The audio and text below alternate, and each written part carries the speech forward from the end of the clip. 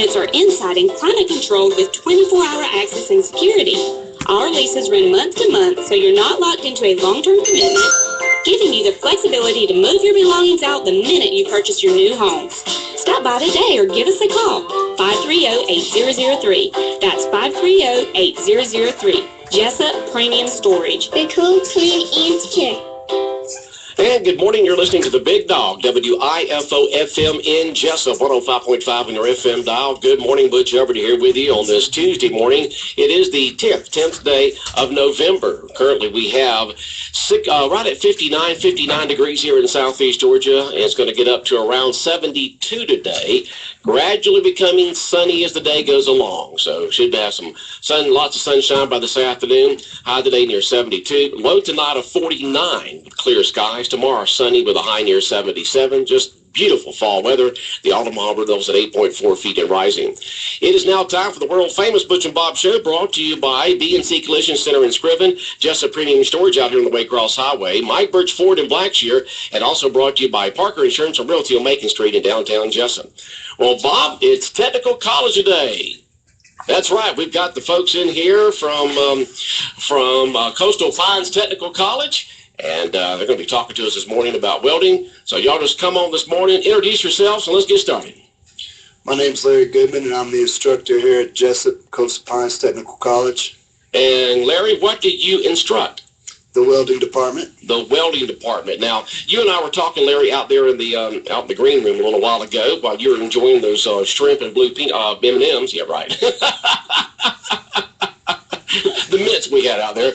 So Larry teaches welding at Coastal Pines Technical College. And how long have you been teaching welding out there at the Technical College here in Jessup? This is my first year. First year, okay. What were you doing before you started becoming a professor? I did welding for the last on and off 20 years, rail cars, aluminum boat docks, odd and end welding jobs. Okay. Now, I understand that welding runs deep into your family genes. Is that right? Yes, Tell us more about that, the history of your family in welding. My grandfather, he owned a welding shop. My dad owns a welding shop currently. And what's the name of that one? Goodman Maintenance. And it's here in Wayne County? Yes, sir. Okay. Right here in Jessup. All right. And so you grew up with welding all around you, right? That's correct. Okay. So you got out of school and decided to go into welding, and you've been doing that for the last 20 years, huh? On and off. On and off. Now, what made you decide to start teaching out at Coastal Pines Technical College?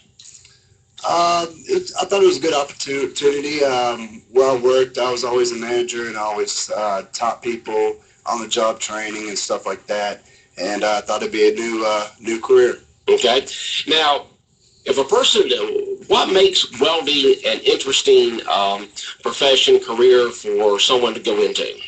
There's all sorts of welding. There's TIG welding. And that you have to explain what those things are now, because none of us right here are welding literate. TIG welding is GTOL, which uses a gas tungsten arc welding. Okay. It welds stainless, aluminum, carbon. It can weld finer things like pipe, race cars. Okay. You can use that GTOL for pretty much anything. Okay. There's stick welding, which is very common. It uses a stick, a different kind of stick with flux on it. It has different size rods.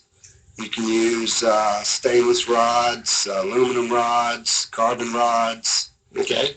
And all this welding is welding one piece of metal to another, right? That's correct. Okay.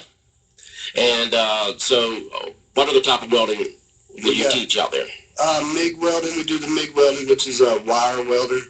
It has a button on it. It's kind of automatic. You press the button, wire comes out. It's a faster type of welding. Okay. We teach the advanced TIG, pipe welding, flux core, spray transfer, and we get into a little bit of blueprint reading. Okay. Now, when you're doing welding, do you, like your situation, you learn all these different areas of welding, right? If you're going to be a welder, right? Yes, sir. So all these different areas, so you know how to do that in whatever job that you may have.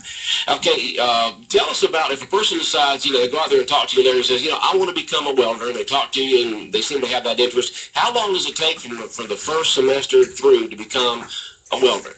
Well, we have two different types of courses. We have the diploma, which takes about a year and a half to complete. The diploma consists of all the welding courses, 2 computer classes, an English class, and a mathematics. But a person can come out there and they can do just the welding, which is they do the MIG, the TIG, and the stick, and the oxy fuel, and they can get a certificate of completions, and that's about it. How long does that take? That could take. It depends on how much time. 1 semester, 2 semester? No, it takes a good bit, probably about half a year. Half a year, okay, to do that, and it's just training every day with you teaching them how to do all this welding, right? That's correct. We have night and day classes, so pretty much Monday through Thursday. Okay, night and day classes, so if a person's already working somewhere and they can come at night and you can teach them welding. What are the job opportunities for a person who gets a welding certificate or diploma from Coastal Pines Technical College? There's all sorts of jobs out here. There's kind of local around here. We have Kings Bay, working on shipyards. We have the nuclear plant, paper mills, railroad, aluminum boat docks, boats, pretty much anything metal, has to be welded some sort of way. So now, are the good jobs available most all the time when a person graduates from Coastal Pines Technical College? Yes, the pay is good. That's why people want to be welders now. A lot of times people, what they call chase the money, and that is going where the big welding jobs are. Mm-hmm. The Alaska Pipeline always needs welders. Anywhere that has a big welding plant, people will go and shut downs, and they'll go follow that money. Yeah, there's a lot of folks like that. We see them come here in Jessup all the time. They're from one town to another. It could be a pipe fitter, it could be a welder, it could be anything else, maintenance of some sort, and they just follow these jobs all around the country and make good money. But then, of course, there's jobs that you can get and settle right down in the community and be a welder right there in that town. That's correct. Okay, and who do you see as makes good welders? I mean, why? Some people come and take a look at it and maybe they say this is not for me, and the other ones go through it and they've enjoyed the career for many years. What makes a good welder? Patience and hard work. Oh, patience and hard work. Well, that cuts out about 70% of it. I'm just kidding. Somebody's dedicated. Now, you burnt yourself very much? Yes, sir. Yeah. So you do you have to wear the big gloves and the mask and all? I mean, how do you do that? You got to be doing safe. Delicate work, huh? You got to be safe. Got to be safe. Wear your gloves, your jacket, your hood, all the correct PPE. Okay. Do you get a sense of pride when you get through the job and you get to see that particular place, whatever that you worked on that project in use? I mean, do you get I did that? Yes, sir, you do. I always said that a weld is like a signature, a welder's signature. Mm-hmm. And it's a good sense of accomplishment when you start on a rail car, a tanker car, or a silo or something big, and you see it start from a sheet of metal and, transform into what it becomes. Mm-hmm. Yeah, if you look at your vehicle out there, especially trucks and stuff like that, there's welding all over it. That's correct.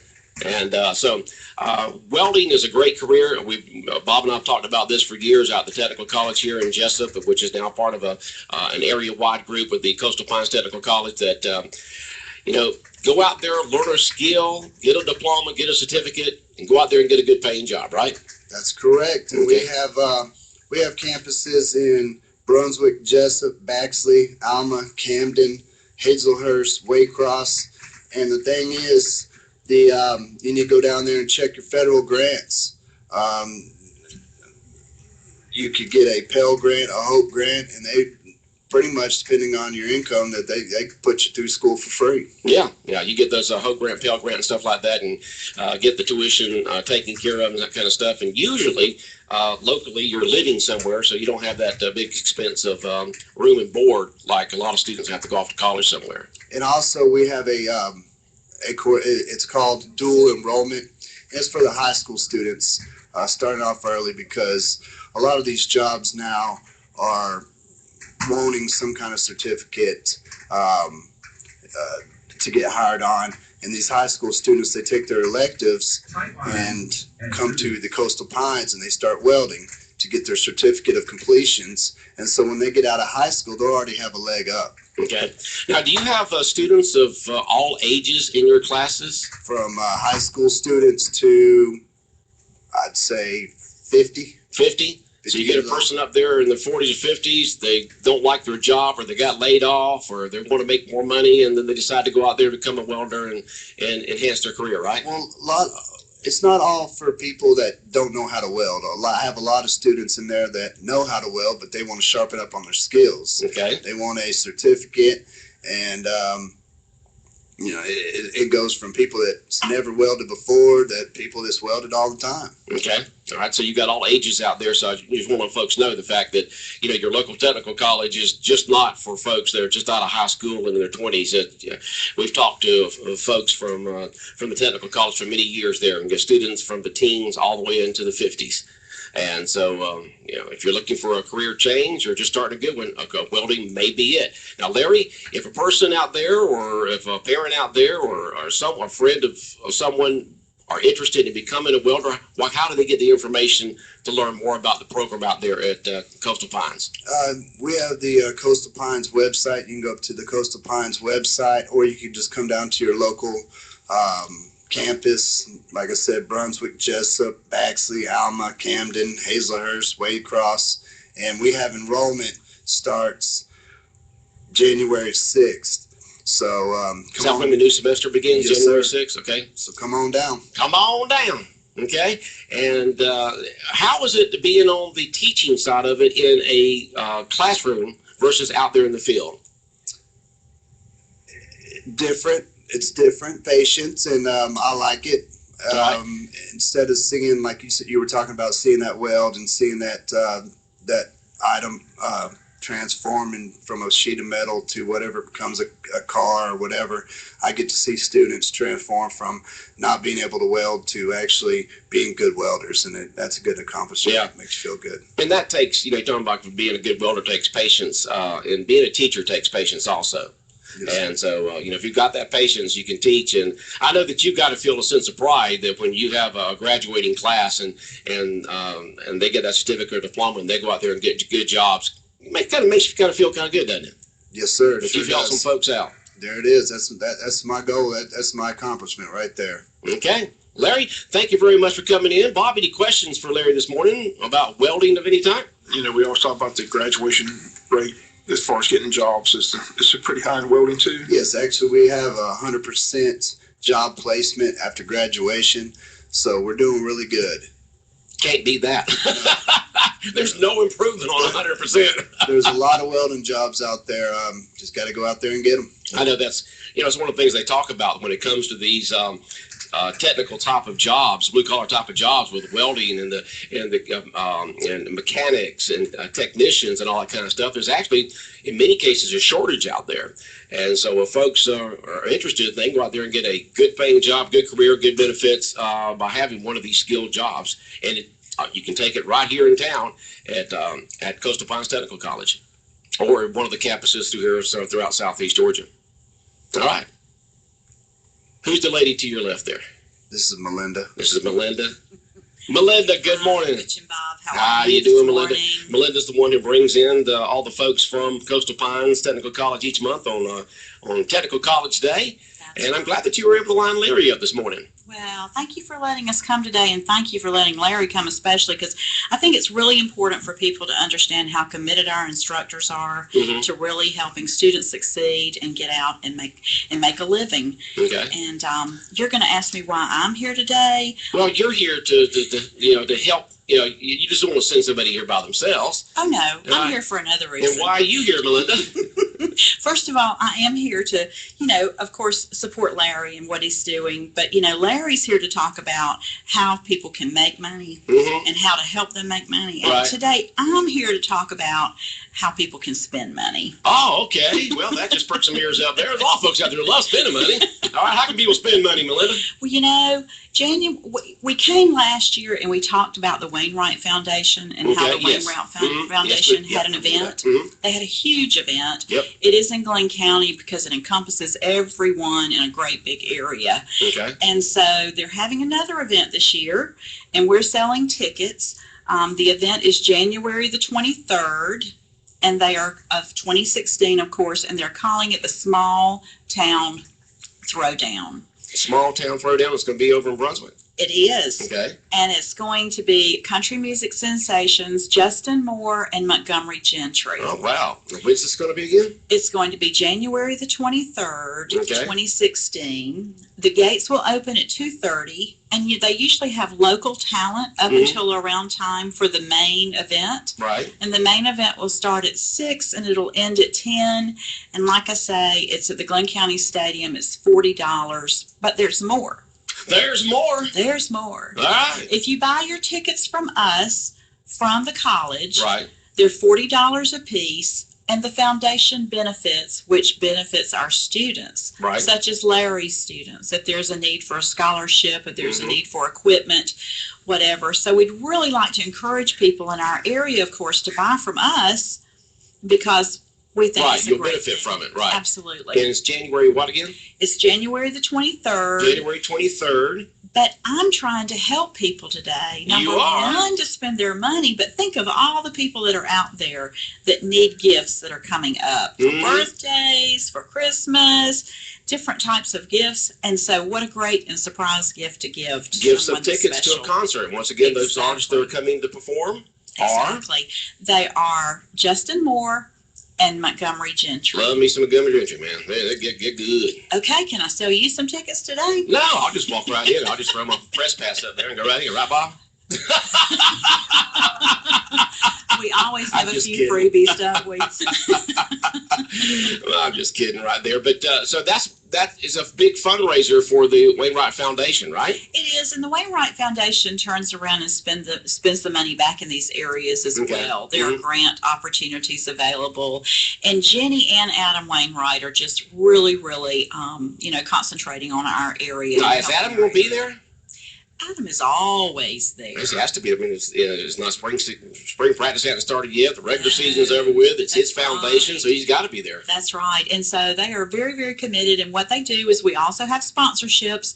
If people want to advertise for the event, Mhm. there are lots of different packages. They have a Friday night event, of course, where Adam is. And if Adam is there, there are going to be other sports figures there Oh, as yeah, well. definitely. I mean, he's There are- one of the top sports figures in the country. Absolutely. So there are lots of people that will be there. And so it would be a great and fun event. Okay, what's it called again? It's called the Small Town Throwdown. Small Town Throwdown. Yes. Okay, with the country artists coming in January, get those tickets from Coastal Pines Technical College here in Jessup. So it'll benefit the Wainwright Foundation. Yes. Scholarships for students going to the technical colleges here and as part of the Coastal Pines Technical College group. Okay. And can I give you my phone number just in case? All right. Well, we'll write down your phone number there, Melinda, so we can sell some tickets. All right. Absolutely. It's 427-5835. 427-5835 and tell everyone your full name. Melinda Lager. How do you spell that Lager? Laager. Laa. So it's not Lager, it's Lager. That's right. Bet you Okay. couldn't spell that one by yourself. No, It's no, a no, hard no. one. I know it's Lager, I just didn't know how to spell it. 427-5835. You can contact Melinda Lager there at Coastal Pines Technical College here in Jessup. And the tickets are $40 each, right? $40. Remember, folks, if you have any questions or comments, you can always text us. We've had two already, if I'm fixing to go over them in just a moment here, at 912-427-3711, 912-427-3711. You can text a question or comment, And someone just texted, and that's the reason why I said what the tickets were again, because they had how much of the tickets, and they're $40 per ticket. $40 per ticket. And you see a great country music concert, and a lot of the funds go to the Wainwright Foundation there to help for scholarships for the students going to technical college, Coastal Pines Technical College. That's right, and it's a great time to buy them as gifts. Yeah, I think what would be a good demonstration there is to have a mound set up there and have Bob behind home plate with a catcher's mitt and have Adam throw him a fastball, Bob. Now, this is getting good. Yeah, We could work on that. I think we could do that. I'd like to see Bob catch a fastball from Adam Wainwright. What do you think, Bob? We could work on it. What do you think, Bob? Why? Just to see the fear in his face, because I know I'd be scared out to death People to see might a 90-something mile fastball come down here. And people might pay $40 just to see that. Just to see Come that. on.